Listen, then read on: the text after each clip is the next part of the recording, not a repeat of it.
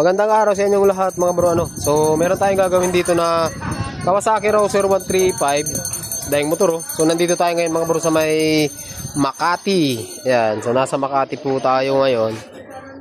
Rouser 135. Ito naman ay umaandar naman to. Medyo maingay lang daw yung makina. Baka sa tune up lang to. So, hindi na ako gagawa ng tutorial dito mga bro kung paano natin ayusin kasi wala tayong pwesto, napakainit dito mga bro. Antayin ko lang muna lumilim bago natin tirahin to. Okay? So, dun sa mga gusto magpagawa na Rouser 135, schedule po tayo mga bro. Tapos, wala kasi tayong mga pyesa. Hindi ako nag-i-imbak ng pyesa mga bro, kaya kukunti lang yung pyesa natin. So, madali lang din naman ayusin ng Rouser 135 mga bro. Meron tayong mga video niyan sa YouTube kung paano mag-overhaul, mag-wirings ng Rouser 135. Matibay po ang Rouser 135.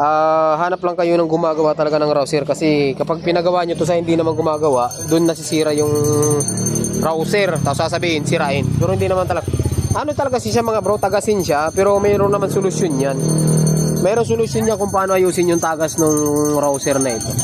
Okay.